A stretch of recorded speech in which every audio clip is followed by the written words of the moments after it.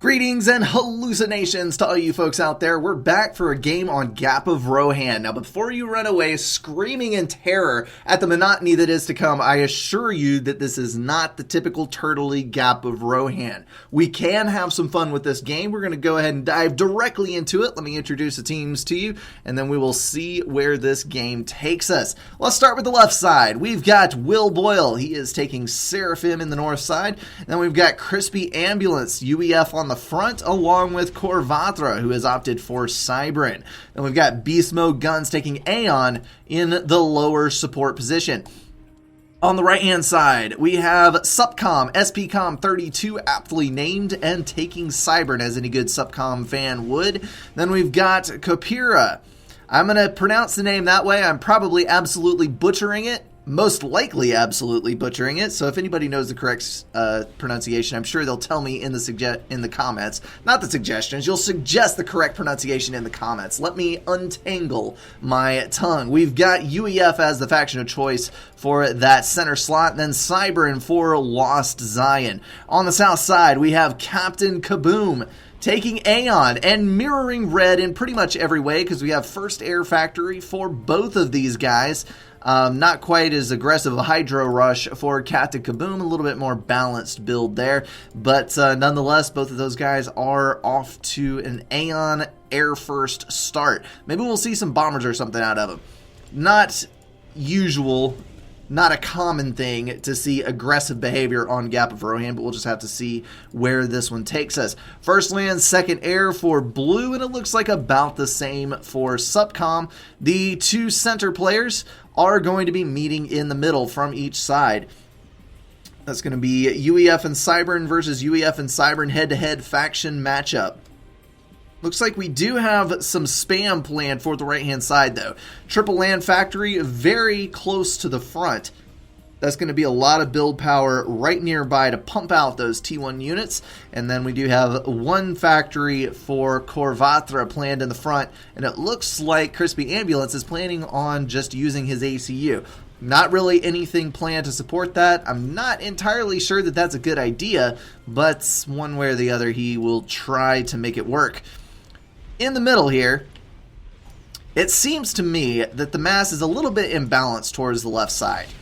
But then the more I look at it, I don't know. There are more wrecks with lower value on the right, and there are fewer wrecks with higher value on the left, and the 600s are kind of close to center. Overall, I would say that the left-hand side kind of holds an advantage, but when were we concerned about balance on Gap of Rohan? Honestly, when did that happen? Hopefully, the right-hand side can get a little bit of mass, because Korvatra is chowing down on all of these wrecks in the center here without much opposition. Going to take a little damage right off the bat, but not anything that an ACU can't handle, especially Cybrin with that extra little bit of regen that they have. There is a Snoop up on the front, providing a little radar coverage and a whopping 2 DPS to the fight in that UEF-UEF matchup. And now we're probably going to start seeing a little bit of a withdrawal from the middle. Withdrawal. My southern drawl starting to show through there. There is an air scout out for red, being an awesome teammate and scouting out the opposition. Anytime you can know what your opposition is up to is a good time, because if you can't be proactive, you should at minimum be reactive. And you can't react without knowing what your opponents are up to. Orange making a very wise decision to withdraw there, because he was up against two ACUs all by his lonesome. We do have a radar going down on the front line, and it looks like White is going to pick up that last little bit of reclaim. 162 mass there, and then start a T2 upgrade. So no gunplay apparently, at least not for the first little bit. That was an attempted pass by a Hunter and a Mantis. Actually, I think there were 4 units there, so some kind of mix. But when you have units stringing through the gap one by one into a group of T3 tanks, yeah, they pretty much stand no chance. So those guys are going to withdraw, at least for the moment. Mole moving out to the little bit south of the base. Hopefully that will give enough of a radar coverage that they'll be able to see any air units coming in. That's probably why that one is stuck there. And there's a radar right next to the mountain. Pretty typical of a gap game. All right, so we've got 3 factories down for each of the right-hand mid players. Those are going to start streaming Mantis, Lobos. We've got a couple of Medusas in the mix and some anti-air. And that is a gun upgrade after the T2, so it looks like we are going to see a little Rambo-com action. The left-hand side has absolutely nothing to deal with this. Crispy Ambulance unupgraded. Green withdrawing from the front. Neither of these guys have any kind of substantial land spam, and they're about to get bludgeoned upside the head with 6 factories and 2 ACUs worth of pain, and that is not a fun place to be in at all. I think we're about to see a death on this side because we have a single solitary plasma cannon going down, and there are enough artillery on this side to deal with that quite easily, and then this ACU is not going to be in a good position. Looks like Green is laying down a couple of more factories, but I think that is going to be too little too late. I have to keep an eye on the mid here and wait for that hard push up the center. Looks like Blue is going for a pretty standard economy build. He's getting his upgrades, getting his engineers out and about. Maybe he'll be able to build something to save these guys in the middle once they get down to it. And that is going to be a T2 upgrade on Red's Commander. So overall, these guys are scaling up for long-term warfare, and these guys are scaling up to finish it off right at the beginning. Rather, I don't know if scaling up is the proper word. Building lots of units. Let's leave it at that. Crispy Ambulance is dead. I'm calling it right now. He is within range of a gun comm and an ACU and about 15 or so T1 tanks. That is 300 DPS plus about another 200. You don't last long versus 500 DPS. Looks like Corvatra is going to move up and try to help, but I don't think there's anything that he's going to be able to do in this situation because that ACU is going to, yep, there it goes.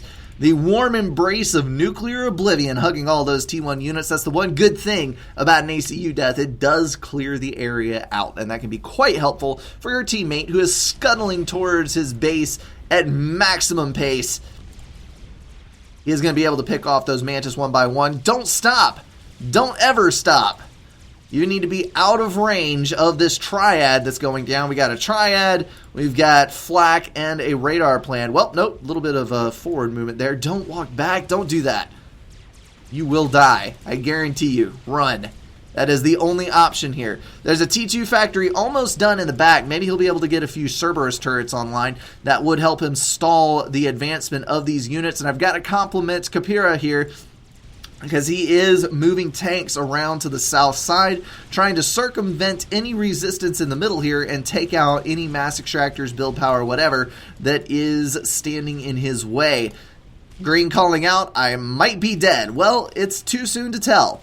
Will Boyle, just stay alive. I will have bombers soon. Well, if he's planning on T2 bombers, that is a mistake. Gunships would be the better option, I think, or T1 bombers, because Nothas are kind of expensive as far as versus T1 bombers go, and they don't have a very good area of effect on their single bomb. They do a high amount of damage on a very low area of effect, so ground units can dodge them pretty easily, and you're not going to be carpet bombing anything like with a Janus or a Corsair. Januses are awesome, amazing T2 fighter bombers versus T1 spam and even a bit of T2 units, because that napalm strike covers such a huge area of ground.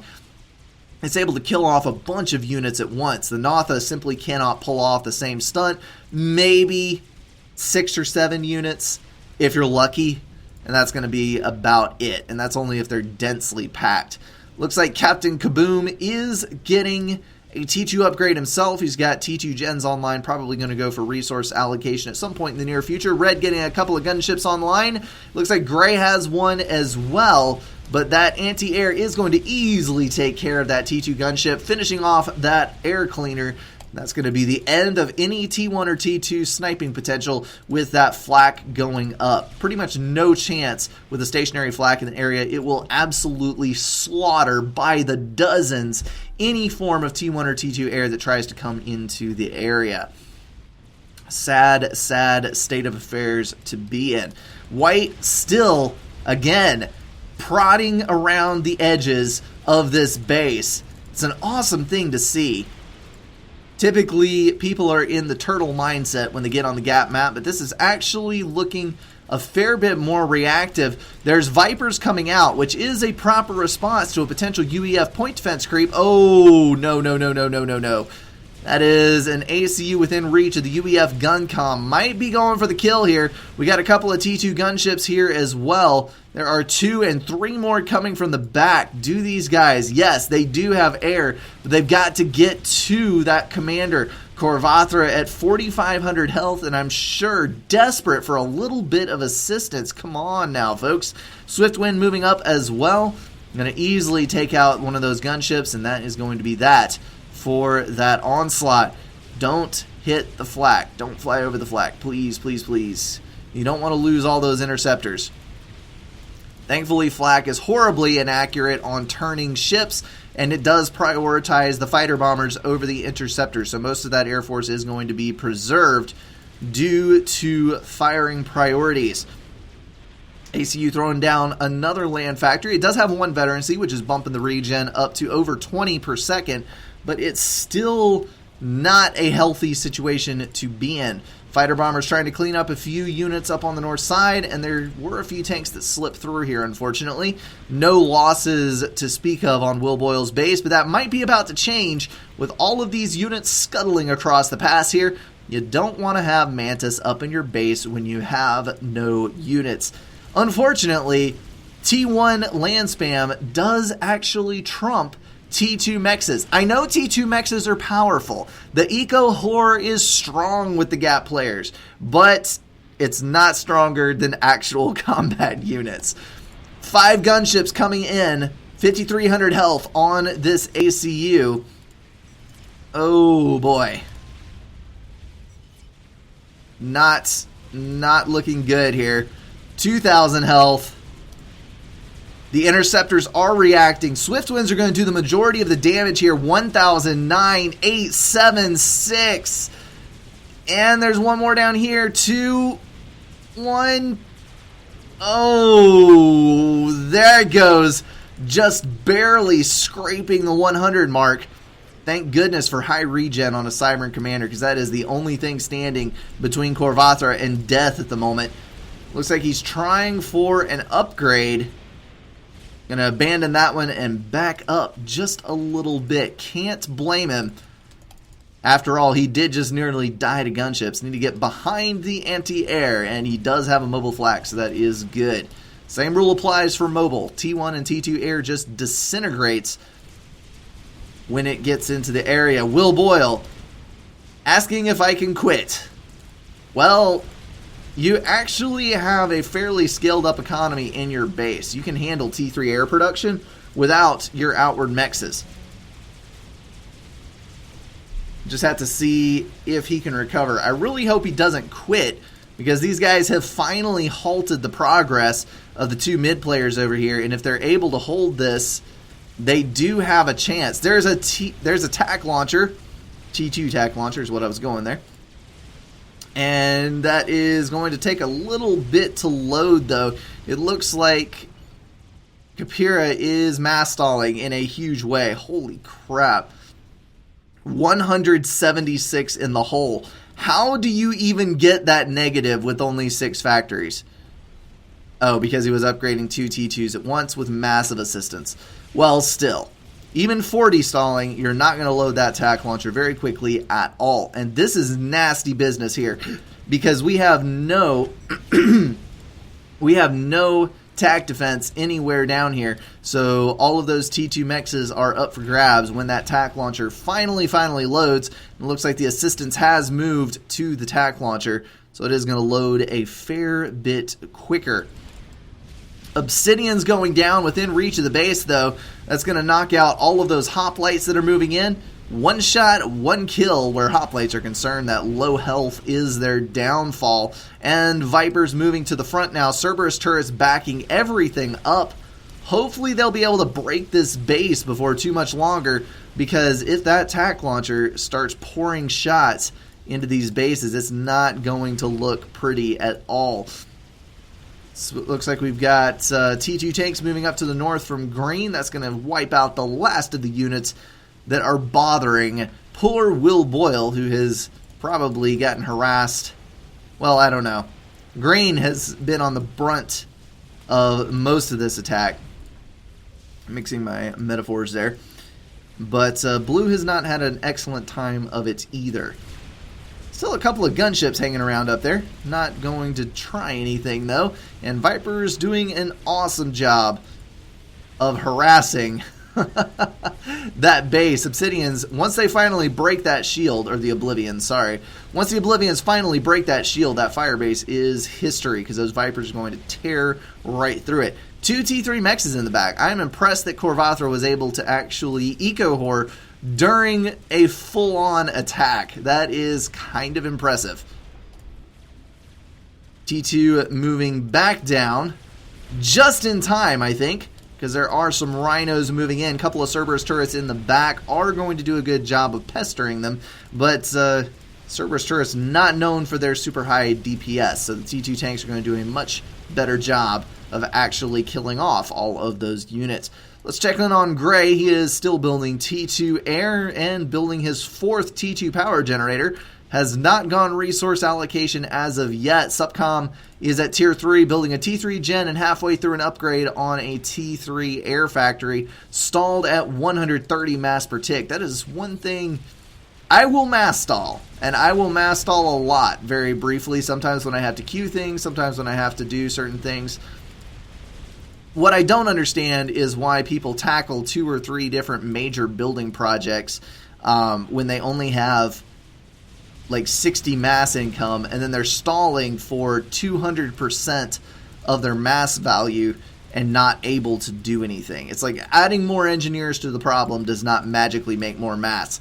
This is a good deal, though. Vipers were able to break the shields with the help of those Oblivion turrets, and Harbies are in the mix now. Red has actually gotten a T3 HQ online. Not much for the air game. He is still producing a couple of Swift Winds off and on, but the Harbingers are going to be amazing at this stage in the game. Almost every single unit on the map is a T2 one, except for this single solitary brick and a couple of trebuchets, and Harbingers are, they just massacre everything at the late T2, early T3 stage.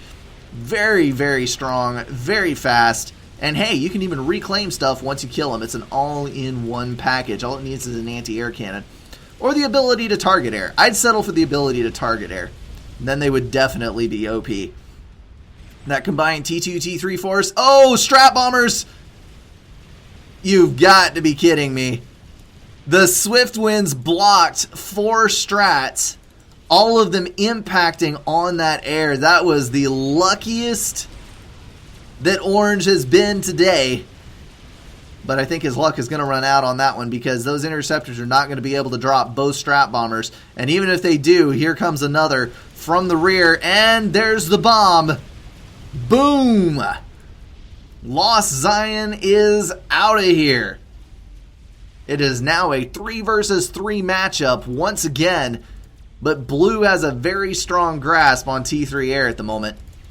There are ASF coming up from Gray, though. We've got 1 online and more to come. A couple of Swift Winds building as well. And very, very soon, Subcom will also have access to ASF.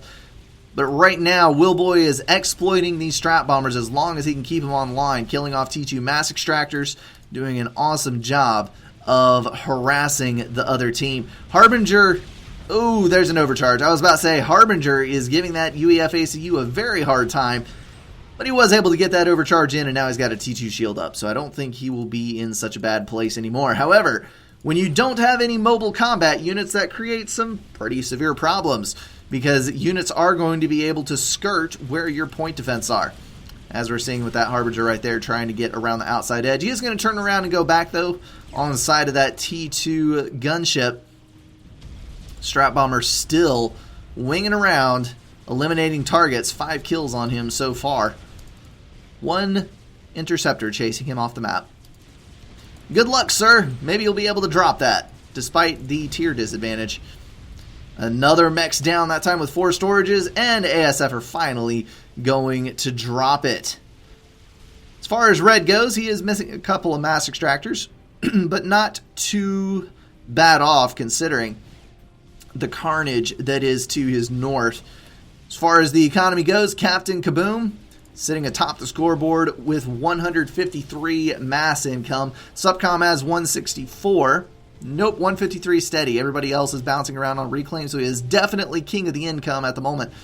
Subcom blipping up and down with a bit of reclaim from those mass extractors that he's rebuilding. So that is going to be the economic powerhouse of the Southern team. Hopefully he'll be able to keep everything online because there are Harbingers headed his way. There's a Titan coming down from White. Maybe a little overeager to help, but I don't think he's going to be able to do much versus a Harbinger. Harbinger will mop the floor with a Titan in a 1 versus 1 fight. There are 2 more Titans and a Mongoose coming down from the north, but 3 Harbingers I think will be able to more than deal with that. So not much to worry about there. T3 shield gen going down. I'm going to try to get a little bit of protection on that base, but I think I would be worried a little more with something to defend yourself with, such as point defense or some such thing. There we go. Titan and Harbinger trading blows. Titan just doesn't have the DPS to keep up. It really does not. Okay, let's see what Red's got going on down here. Some more shielding. Some more eco. Still sitting on some T1s. Don't forget to upgrade your mass extractors in the back. And that is a lot of hives with a lot of factories. Looks like he is planning on throwing down some brick spam. Already got 2 up in the front. As long as he has anti-air to cover it, that is not a bad idea if I do say so myself. And then we've got a T3 upgrade, I think. Yes, T3 upgrade going down for blue. So it looks like things have settled in, at least for the moment. Just have to wait and see where the rest of this takes us. Awful lot of racket happening outside. Not sure what's going on out there. Hopefully you guys can't hear too much of that. Brick easily dispatching that Titan that was attempting to come through. Don't build Titans should be the moral of this story. If you got a wide open map that you can skirt around the edges of it and do some raiding on, Titans are a good thing to build. But the vast majority of the time, and I would say especially on Gap, Percivals are the way to go. We've got Oblivion turrets going down. It's going to provide some good protection on this side. Harbingers are actually fast enough with a tight enough turning radius to dodge Oblivions pretty easily. But, yeah, they are going to try to skirt around the back there. Okay, strong air presence for Gray. That is going to be a huge plus as we move on with this game. Hopefully he'll be able to defend his teammates, but it looks like actually most of the threat is going to be on the ground. Turrets coming into play, doing a fantastic job mopping up those Harbingers. You can see the DPS on those Harbingers so high. Oh, 60 health left. So sad. Wasn't quite able to finish that off. I believe the Harbingers are sitting at 375 DPS. If I'm not totally off there. Blue still sitting on a little bit of a T3 air presence, but not much at all. And no more strat bombers at his disposal. There's a Monkey Lord coming online for Korvatra, sitting on 281 mass per tick, which is quite impressive considering the shape that his base was in just a little bit ago. All those T2 mass extractors coming online is what tipped the difference there. Once that Monkey Lord is up, which it is going up very, very quickly, those hives are going to go back to work on these T3 factories, I would assume, and those are going to be able to pump out bricks at an astonishing rate once he cranks up the production on those. Trebuchets moving out. Probably going to use those to try to crack that UEF firebase. It is not T3 yet. I almost said T3, but that ACU is T2. Has some T3 units. Not a T3 firebase, though. And there's the brick production coming online. That many hives, you're going to build a brick in very short order. And it's going to be able to bounce between those factories. So you kind of negate the roll-off time that is typically associated with having T3 factories. That's one of the reasons that support factories are an awesome way to go if you're going to be spamming a bunch of T2 and T3 units, because if you slap a bunch of engineers on a single factory, not only are you going to have pathfinding issues, but you do have that roll-off time to consider as well, which kind of hampers your effort. When you have 2 factories and the hives bouncing back and forth, awesome, awesome stuff. This is much more expensive build power than a support factory is, though. So you kind of have to balance, do I want the efficiency of having all of my production in one spot and being able to easily protect everything without having to build 5 nuke defense and 20 shields spread out everywhere in the late game, because this is actually moving towards the late game phase? Or do I want to have this nice, tidy little setup? So those trebuchets are raining fire and destruction down upon this base. That was actually a shield upgrade, not a T3. That Monkey Lord is just calmly waiting on the other side of the hill. Don't forget that the Monkey Lord does have stealth. Not sure which one of these is a stealth ring. I think it falls out about right there. So the majority of these units are in the stealth field from that Monkey Lord. Let's actually take a look here from White's point of view, if I can actually get in here. That is the range of the stealth right there. You can see that, and that is exactly why you need Air Scouts or Omni or something. So many bricks. I don't think there's any chance that Kapira is going to come out of this alive. The shield is good. If it was only the Monkey Lord, might be able to finish that off with the help of a couple overcharges and ducking back into that shield. But when you're talking about having 7 or 8 bricks bearing down on your commander as well, yeah, Kapira is down. No contest between that commander and that force. 21 bricks total right on the front line. There were about 15 or a dozen in firing range of that commander. That is just a brutal, brutal amount of damage. It's 375 per brick times 12. So that's pushing 500 or 5,000 DPS from the bricks, sorry, and 4,000 DPS from the Monkey Lord. He actually did succeed in killing the Monkey Lord, but bricks, yeah, bricks not so easy. Harbinger's pulling back. It is kind of unfortunate. Would have been nice to see another very aggressive push there, but when you're versus 4 SACUs and some restores, not much point in losing all of your Harbingers. Looks like there are some T3 mobile anti-airs moving up to cover those. Oh, Telemazer! Nicely done. Supcom masering. That is Will Boyle. Epic. Well, tit for tat, death for death. Where are you going to teleport back to? I hope you don't teleport back to your base, because your base is about to be obliterated. We have all of these bricks and the trebuchets moving in. Trebuchets, not sure why those are on the front line, because that is definitely not a frontline main assault unit. But the bricks are doing a phenomenal job of just ripping a hole through this base. Once all this production goes down, that's going to put the South team in a bit of a bad spot. Trying to build a T3 P-Gen before his entire base goes down so that he can actually teleport. Not sure how successful he's going to be on that. Green, you can see, throwing down all the T1 point defense, all of it, in order to protect his ACU from that Telemazer. Where is Red? Right there in the middle of 4 and some T2s. If I were Supcom, that was an SACU. Yes, right here on the front. If I were Supcom, I would have actually back-to-back teleported on that one. Because if you know you're going to lose your base anyway, you might as well take 2 of the son of a guns with you. Leave your teammate with much, much better odds. Supcom saying, we're pretty screwed now. Yeah, I would definitely agree. We've got shields, we got Harbies, we even have mobile anti-air. There's a GC building in the back, but I don't think that has any chance of finishing before this comes in. Although, I did forget, there are 5 Oblivion turrets. 6 there in the back. So as these guys get closer, the little bit of AoE on those T2 point defense is going to make a difference, damaging the shields of multiple Harbingers at once.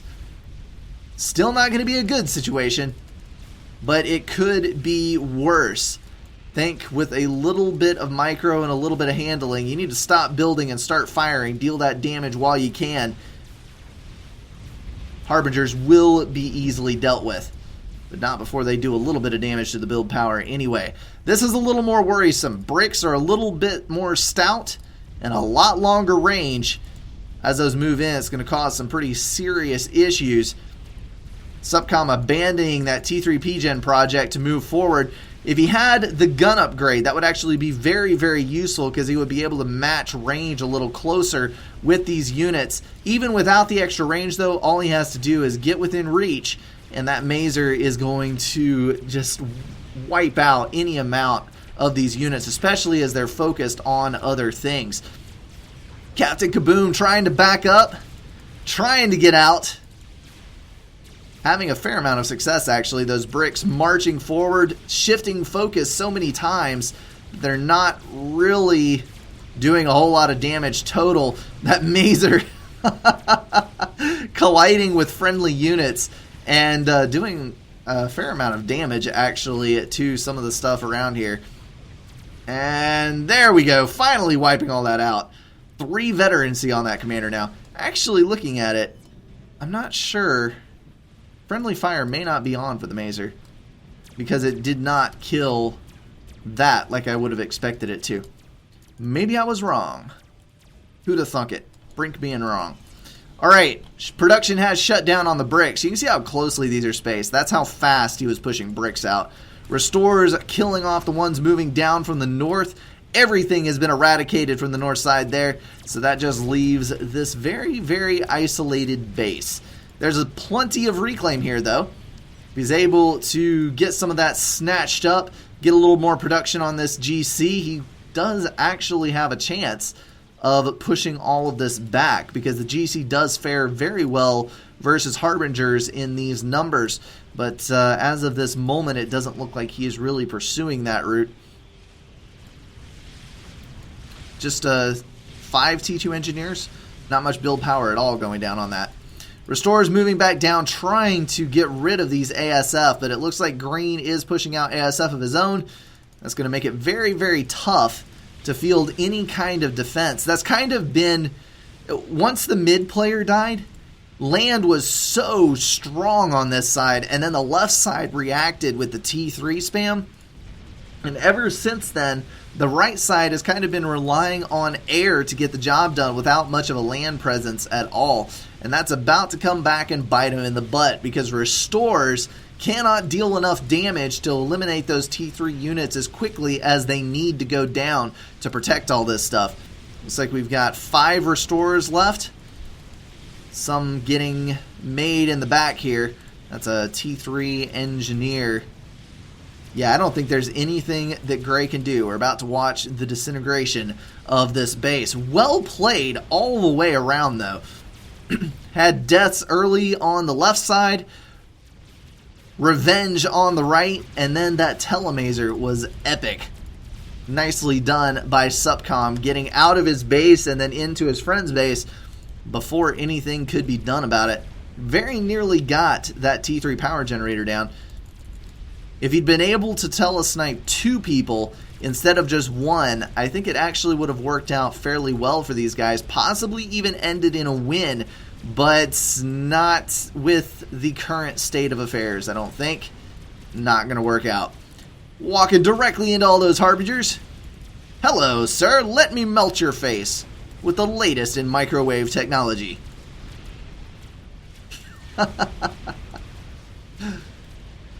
Toasty fried. Well, bricks do outrange that commander, so once those guys start focus firing, it is not going to end well for Supcom. Captain Kaboom still running for the back. I'm going to bump the speed up here as we wind it all down to the end. Just a couple stray shots is all that's needed here. Come on, get it done. And focus fire from just out of reach. There you see the range on that. The amount of damage coming off of 6 bricks is just amazing. There it goes. A win for the left. Survived the early spam. Very nearly had their bases ripped out from under them. And they were able to pull through it. It's kind of like playing a survival game. Well done to both teams all the way around. Alrighty, guys. Hope you enjoyed that. It's a bit of a different gap game. That is the kind of game that I actually like. Back and forth, raiding, spam, all kinds of things going on. Not the typical turtle that you see on this map. I told you so at the beginning. Alright, well, I'm going to wrap it up there. As always, guys, thank you so much for watching, and I will see you in the next one.